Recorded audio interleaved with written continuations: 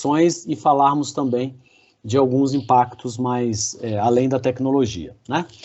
Primeiro ponto aqui é a LGPD, né? Então, na Europa, existe uma lei que chama GDPR, ela existe desde 2018 e ela foi utilizada como base para elaboração da Lei 13.709, que foi a criação da LGPD no Brasil. E há casos, né, obviamente, lá, por ela já estar em vigor lá, já casos reportados de sanções através de multas e falhas e omissões com relação à proteção de dados pessoais. Essa lei, ela traz exatamente definições que protejam dados e privacidade de pessoas, né? Então, dos cidadãos brasileiros, né? Os dados de pessoas físicas que são cuidados também por pessoas jurídicas, né?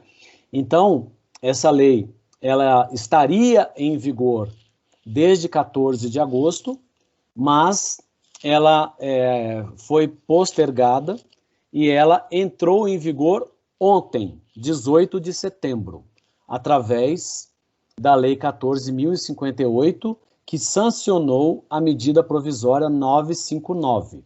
Então, desde ontem, a LGPD está em vigor no Brasil. A Lei 14.010 postergou a aplicação das multas para agosto do ano que vem.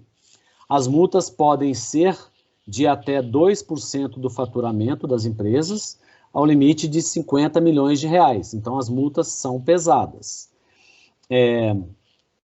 Também nesse mês tem o decreto 10.474, que aprovou a estrutura da Autoridade Nacional de Proteção de Dados, que é a ANPD. Então, quando o Senado aprovou a MP 959, no dia 26 de agosto, no dia seguinte, esse decreto foi publicado. Então, ele estava pronto, esperando para ver se prorrogava ou não prorrogava, e aí foi publicado. Entre a publicação desse decreto, 10.474, do dia 27/8, e as sanções em agosto do ano que vem, deve ser criada a ANPD. E a ANPD é o órgão que vai definir como serão as fiscalizações e as autuações. Então, resumindo, todos vocês, quem não teve contato com a LGPD, então eu recomendo que vocês entendam o que é LGPD, o que impacta para vocês, e que vocês se preparem, né, naquilo que impacta vocês, porque independente das sanções em agosto do ano que vem, a partir de agosto do ano que vem, vocês podem, por ela já estar em vigor, eventualmente serem acionados pelo PROCON, pelo Ministério Público, por algum órgão que questione alguma situação relacionada à privacidade dos dados. Ok? Alguém tem alguma dúvida ou comentário aqui sobre LGPD? Ô Zé, eu tenho uma dúvida. Acho que você falou até alguma coisa sobre isso hoje, com relação a ao vazamento de informação, por exemplo, dessas empresas de telefonia, né? Eu tive um caso em que os meus dados, eles vazaram de alguma forma, quase fui vítima de um golpe, e eu tenho quase certeza que foi da operadora de telefonia que eu utilizo, da Oi. Uhum. Então, assim, com a entrada dessa lei e com as penalidades que eles vão sofrer, eu acho que a coisa vai ficar um pouco mais regulamentada, né? Então, o que acontece? A gente teve casos recentes do CFC, da Apvida, que é a empresa de plano de saúde do Nordeste, que acabou de comprar o Hospital Vera Cruz em Belo Horizonte e a Rede Promed, uma aquisição de R$1,5 bilhão de reais, então ela já é uma das maiores do Brasil e está crescendo, e teve um caso recente de vazamento de dados, né? O que acontece hoje? Hoje, eventualmente, o Ministério Público entra com alguma ação para tentar algum tipo de indenização ou autuação, e nem sempre tem sucesso. Com a LGPD em vigor, esses vazamentos, se o da Oi for comprovado, por exemplo, e os da Hapvida e do CFC, que foram, inclusive, divulgados, né? As empresas são obrigadas a darem publicidade, então elas são obrigadas a dizer que houve o vazamento e que tipo de informação e cliente e grupo de clientes foi afetado, e elas vão ter autuações que vão poder chegar a 50 milhões de reais, né? Então, para algumas empresas, 50 milhões vai ser tipo uma Oi, né? Vai ser atingido facilmente pelo tamanho dela.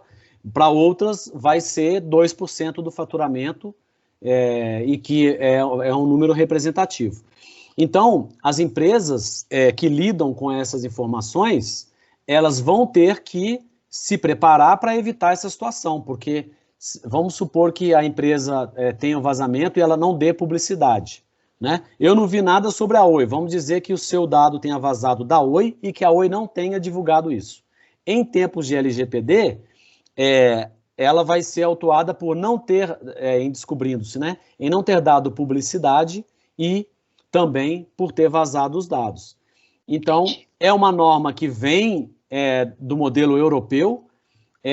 As empresas que estão em bolsa, que têm regras de governança, têm impactos adicionais da reputação, porque na hora que você fala que a empresa é obrigada a dar publicidade, então assim, eu ouvi dizer que o CFC teve um problema lá no CFC de vazamento de dados. Você ouviu dizer. Agora, com a LGPD, se você ouvir dizer que a Oi teve um vazamento de dados, isso aí gera impactos maiores, né? Porque ela vai ter que responder isso, se houve ou não. Isso vai ter impacto nas ações, então vão ter impactos maiores, além das autuações, né? Então, com certeza, a lei traz uma necessidade das empresas se adaptarem aos cuidados das informações. Isso passa desde o básico, de eu dizer para você, Vanessa, você me autoriza guardar o seu e-mail e o seu CPF? Aí você dizer que sim. Passa por você poder a qualquer momento chegar para mim e falar assim, ô Blutex, eu quero que você apague os meus dados aí, por favor, a partir de agora. E a Blutex tem que te atender. E passa pelo fato de a Blutex te mandar um e-mail e você nunca ter se inscrito, você pode, mais do que você já pode hoje, né, simplesmente denunciar um spam, você pode fazer uma reclamação aí, dependendo das regras que a ANPD vai criar, e vai dizer, a Blutex tem dados meus lá, eu nunca me cadastrei lá, nunca autorizei, e eu tem dados meus não autorizados, né? Então eu estou denunciando. Então passa por isso também. Alguém levantou a mão aí? Obrigada. Não, fui eu. Só uma observação, né? Um adendo aí. Não sei se vocês já perceberam isso, né, ao navegar na internet, mas aconteceu muito comigo. Em vários locais onde estou navegando na internet, agora já aparece embaixo ou na lateral uma parte onde mostra o uso de algumas informações que você tem, que são os cookies.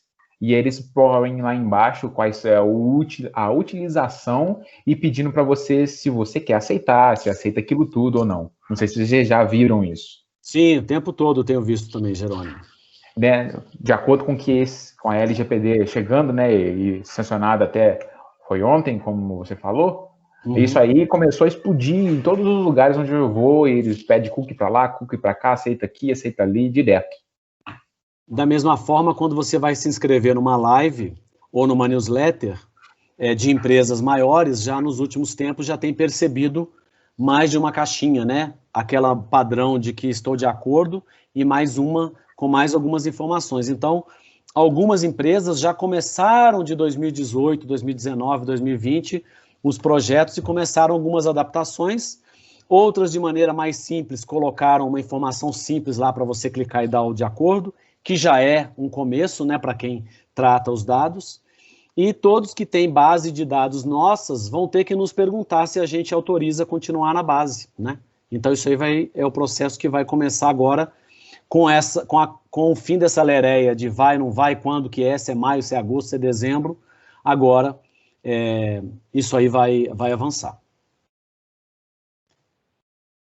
nesse contexto de novas tecnologias, né, de inteligência artificial e tudo mais, vocês devem perceber que a maior parte das empresas que estão trabalhando essas novas tecnologias são startups, né? Então, são empresas criadas nos últimos, principalmente, né, nos últimos 5, 7 anos, e porque vem um boom aí dessas startups em função de serem pessoas que se desvinculam de grandes empresas.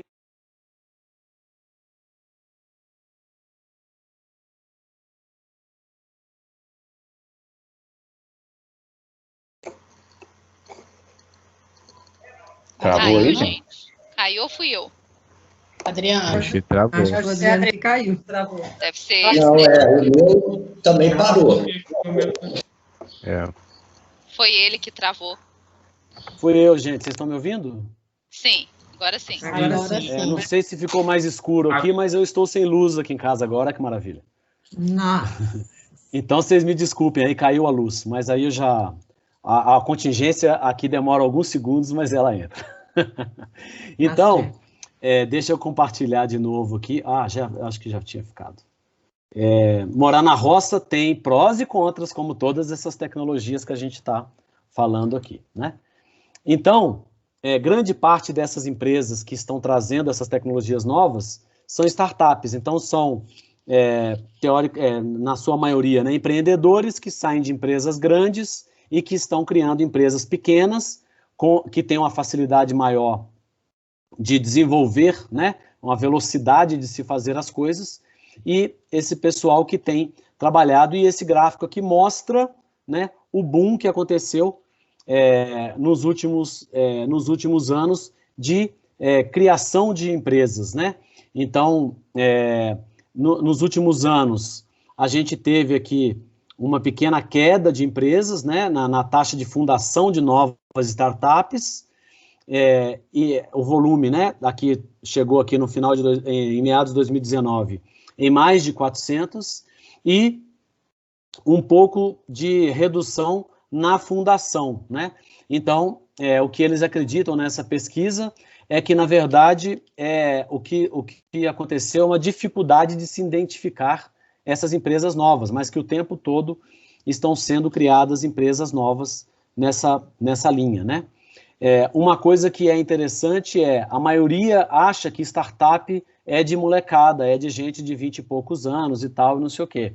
E também, para quem não tem essa visão, né, essa pesquisa mostra, nas startups de educação, que são as EdTechs, né, que 79% dos sócios são homens e que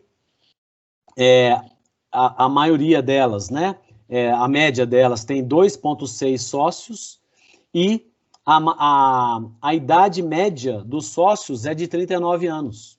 Então, a maioria das startups na área de educação, elas têm homens na liderança, tem uma média de 3 sócios, e esses sócios têm uma média de 39 anos. Temos também as RegTechs, que são as empresas de startup que tratam de problemas de regulamentação e compliance.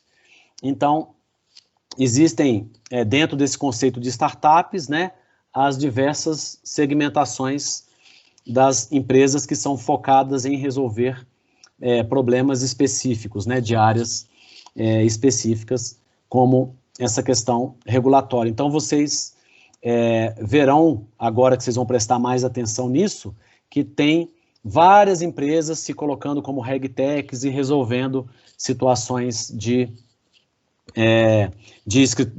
direito, né, de regulamentação, essas coisas. Mundo VUCA. Então, esse também é um termo que está muito alinhado com esse ambiente de inovação tecnológica, né, de indústria 4.0, essas coisas todas. E vocês vão ver que ele reflete exatamente o momento que a gente vive, né? Então, esse termo, ele foi criado mais voltado para o ramo jurídico e de negócios, para falar dos ambientes que nós vivemos, que são os ambientes em constante evolução. E aí, e que enfrentam desafios constantes, né? Com o mercado passando por complexidades, sendo cada vez mais dinâmico, desafiador, turbulento, exigente. Então, foi criada a sigla VUCA, que significa volatilidade, incerteza, complexidade e ambiguidade. Então, em português é VICA, né? Mas todo mundo fala o mundo VUCA, né? Não fala VUCA Word, mas fala mundo VUCA, né? Ao invés de falar mundo VICA. Então, esse termo mundo VICA ou mundo VUCA, ele reflete o ambiente que a gente vive, né? Que tem esse dinamismo todo, esse momento empresarial, e que foi potencializado com a pandemia, né? Então, a gente já antes da pandemia, já tínhamos um ambiente volátil, incerto, complexo, né? Ambíguo, e com a pandemia mais ainda. E esse ambiente, qual que é por que foi conceituado, né? Foi conceituado para que a gente tenha a percepção de que a gente está vivendo num ambiente que não é um ambiente estático, ou simples, ou normal, e que a gente precisa lidar com esse ambiente, né? Então, a gente precisa o quê? A gente precisa prever mais resultados e ações. À medida que a gente faz isso, a gente consegue lidar melhor nesse ambiente, né? Porque o que é chamado de complexidade? É complexo porque tem muitas variáveis para tomadas de decisões. Então, quanto mais eu prever os resultados, mais eu vou conseguir visualizar essas variáveis e tomar decisões melhores.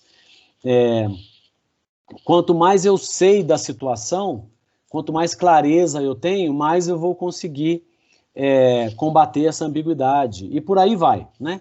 Então, o objetivo é que vocês, para quem não conhecia esse termo, que conheça, que depois pesquisem um pouco e vejam que ele está sendo muito mais falado nesse momento do que já se falava antes da pandemia, né?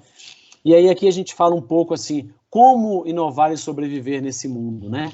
Então, para sobreviver nesse mundo, a gente vai precisar de tecnologia, e aí entram as tecnologias que nós falamos aqui, da indústria 4.0, tem a visão das pessoas, então, todo o processo de experiência, convivência, privacidade, ética, e entra também a visão de negócios, né? Então, modelos novos, né, que a gente está vivendo e que estão e que vão ter impacto nesse ambiente. E tecnologia, negócios e pessoas se conectando para gerar como resultado inovação e sobrevivência nesse mundo VUCA.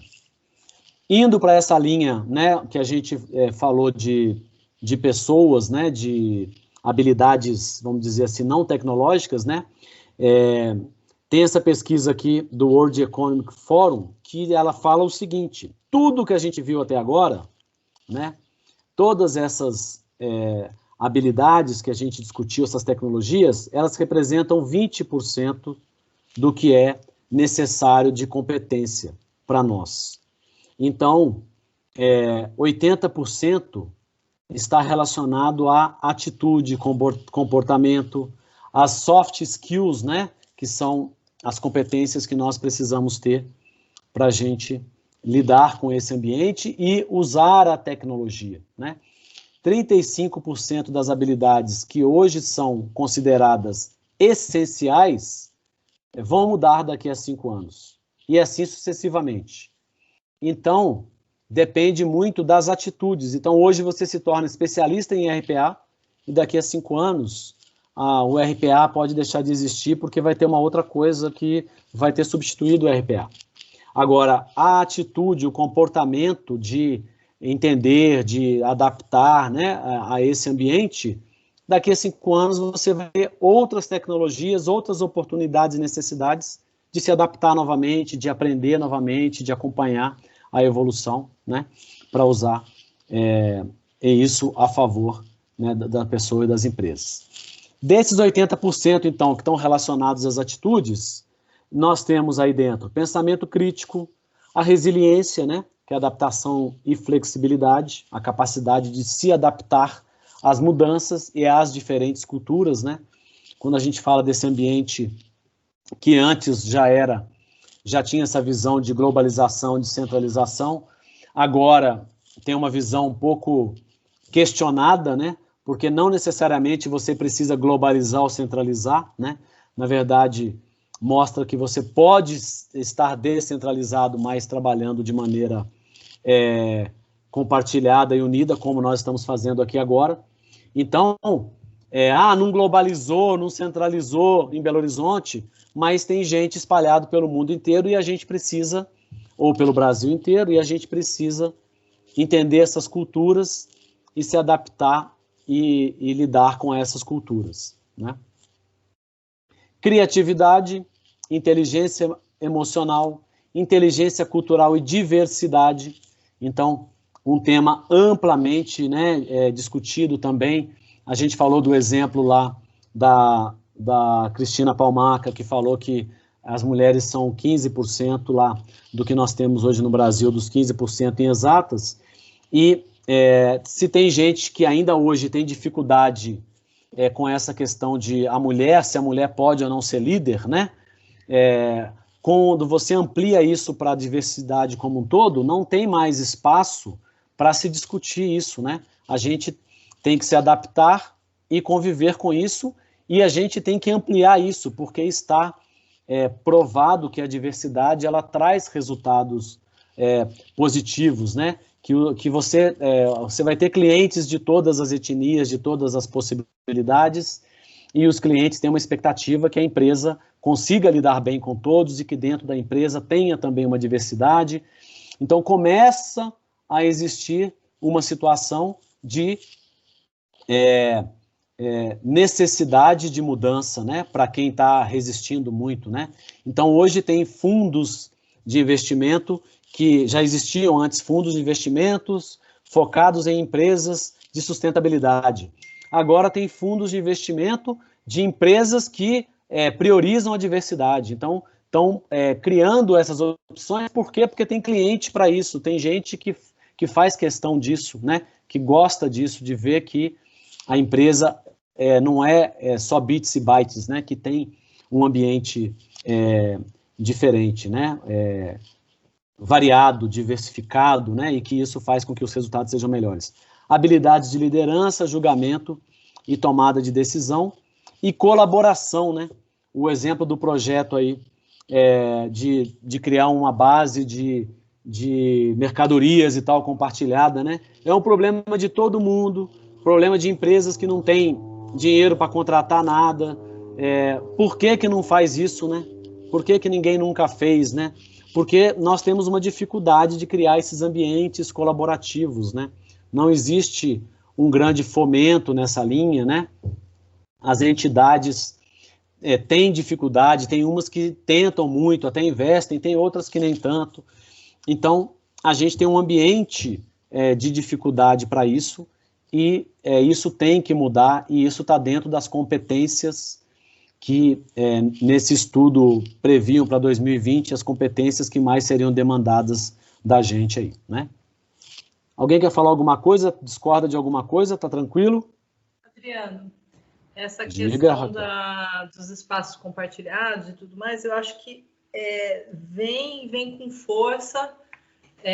Primeiro que agora se observou a possibilidade de centralização, então isso já muda um pouco o perfil, mas essa geração nova que está vindo, ela já vem com essa ideia do compartilhamento. A gente vem de uma geração que tinha muito a questão da acumulação, do ter a casa própria, ter o seu carro, e isso a gente já vê que já tem mudado. Você já não tem mais o carro, você usa o Uber, você compartilha a casa, você compartilha o escritório. Então, é uma mudança que vem vindo cultural aí, que tende a ampliar, né?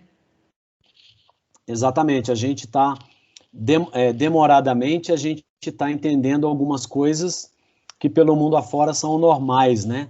E isso é cultural mesmo, né? A nossa geração foi criada e educada entendendo que ter uma casa é necessário, é básico para viver, né? Ter a casa, né? E tem gente que... Os meus pais e o meu sogro, quando a gente comprou a nossa casa, tipo assim, foi um alívio. Agora os filhos têm onde morar. Agora eles vão tocar a vida. Agora tem independência. O que não é uma verdade absoluta, né? Às vezes a pessoa está com carnê pro resto da vida que vai tá lascada para pagar aquela casa e tal, mas a gente foi educado para isso, né? Então, a gente precisa realmente perceber essas mudanças e as possibilidades e as oportunidades, né? O que tem de benefício nisso, e na hora que você vê que faz mais sentido, em alguns exemplos, né? Você morar de aluguel, alugar a casa que você tem, por exemplo, ou vender a que você tem, investir num fundo imobiliário, só como exemplo simples, né? Porque você pode investir em qualquer outra coisa. E você mostra ali, olha aqui, ó, eu recebo 10 mil e pago 5 mil. Então, assim, não tem como ser diferente, né? Mas para a geração nossa para trás, não adianta. Você pode dizer que você tem 50 milhões no banco, se você mora de aluguel, vai estar preocupado que você não está bem. Nosso caso. Vai estar preocupado que você não está bem financeiramente. Porque como a gente tinha um certo estilo de vida nômade e ainda tem, a gente sempre ficou muito pouco tempo em cada lugar. Então, nunca se justificou comprar um imóvel. A gente sempre falou, não, a gente tem a nossa casa no banco. Mas para eles isso não servia. Quando a gente comprou a casa, aí pronto, resolveu o problema. Exatamente. Então, isso aí está nesse pacote de resiliência, né, que a gente flexibilizar e se adaptar, porque tem uma parte que é necessária e obrigatória, e tem uma outra parte que é assim, eu vou me adaptar porque isso vai ser melhor para mim. E esse lado da colaboração, que também é problemático para nós, a gente não tem tanta facilidade com isso, né? E é escolher se adaptar ou se adaptar forçosamente mais para frente, porque você vai ter que se adaptar. A mudança Exatamente. Não tem um caminho de volta. Então, assim, você pode escolher surfar na onda, se anteceder a onda, surfar na onda ou ficar para trás da onda. Exatamente, isso aí. Ainda falando de carreiras e de evolução, né? Então, tudo que se fala hoje de carreira deveria estar ligado a essas questões da indústria 4.0. Como vocês viram, se aplica a qualquer tipo de situação, seja direito, saúde, contábeis, né? Qualquer situação. Então, o que é também relevante? Não basta ter conhecimento teórico, né? Então, tem que saber resolver problemas, né? Então, não basta ser aquela história que eu falei para vocês, não adianta estudar ciência de dados se não souber o que fazer com esses dados, né? Administradores, contadores, advogados e médicos devem estar preparados para promover mudanças disruptivas. Está ligado a aquilo que pode ser mudado de verdade e aquilo que será mudado, independente de eu perceber ou eu não acompanhar ou não isso, né? Os profissionais terão de montar algoritmos diferenciados e saber tirar insights originais dos dados, ou seja, a gente precisa entender, pelo menos interagir com os cientistas de dados, com o pessoal de tecnologia, para a gente conseguir tirar proveito dessa tecnologia, dessas possibilidades todas que estão chegando. Acredita-se que nós vamos ter que repensar mais as profissões para frente, por aquelas, né, de que várias profissões vão se transformar cada vez mais rápido do que já é hoje. E vocês imaginam se continuar essa toada, né, de levar para EAD, aquilo que a gente falou um pouco na última aula, a maior parte dos cursos de graduação que são considerados menos importantes ou menos qualificados, ou sei lá qual é o termo exato que o pessoal usou para dizer que são os cursos que vão ser a maior parte dessas faculdades grandes que estão cada vez mais se consolidando, que vão fazer EAD a um preço muito baixo. Então, a tendência é que cada vez tenham profissionais menos qualificados naquilo que a gente sabe hoje e cada vez menos se perceba o que está vindo pela frente, né? O profissional vai chegar na nossa empresa cada vez menos preparado, né? Então, a gente é obrigado a acompanhar, se preparar e preparar as pessoas, os profissionais que a gente vai recebendo, porque a nossa educação continua difícil, né? Esse é um ambiente em transformação e que não vai mudar, né? Falando de automatização do trabalho, né? Então, tem uma pesquisa que apontou que os postos de trabalho em milhões que poderiam ser automatizados no mundo, né? O que pode ser automatizado, né? Então, no Brasil, 53 milhões de postos de trabalho o que essa pesquisa identificou como possibilidade de automatização, né? Então, é um número, óbvio que está China, Índia, Estados Unidos, Brasil, está um pouco na linha da população, né? Mas a gente tem uma perspectiva histórica de que a gente tem mais dificuldade de automação e de que a gente tem mais gente trabalhando num processo repetitivo que teria uma facilidade maior de ser automatizada, né? E nessa pesquisa, as atividades que a McKinsey entende que tem mais facilidade, né, de ser automatizado dentro desses 53 milhões, estão cargos administrativos, varejo, indústria e produção rural, como cargos que têm posições que têm mais chance de automação. Então, eles entendem que nessas áreas tem muitas atividades repetitivas, né, com baixo nível de inteligência agregada e que teria mais facilidade para se automatizar. Então, são estudos que nos ajudam a entender o que está acontecendo e o que está vindo pela frente, né? Tem um estudo que fala do cenário 2018-2022, e que nós estamos no meio dele, né, com o advento ainda da pandemia, e a expectativa nesse período é que a gente tenha aumento da adoção de novas tecnologias, aumento na disponibilidade de Big Data, por necessidade, obviamente, avanços na internet móvel, com a evolução do 5G, avanços na inteligência artificial, avanços na tecnologia em nuvem. Então, percebam que tudo está conectado com a indústria 4.0, né?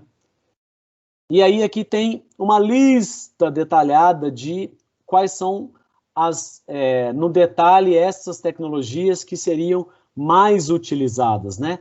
Então, machine learning, internet das coisas, cloud, criptografia, 3D, então, assim, tudo numa linha, na visão do quanto isso estaria sendo evoluído nesse período, né? E aí, no final desse grupo aqui, estão os robôs que vão substituir, que tem uma perspectiva de substituir os humanos, que é o que está mais longe hoje, né? Então, tem uma expectativa menor nesse período ainda de desenvolvimento disso, né? E como estará em 2025, né? Daqui a 5 anos. Então, a Oracle estima que daqui a 5 anos nós teremos 600 vezes mais dados confidenciais compartilhados na nuvem do que nós temos hoje.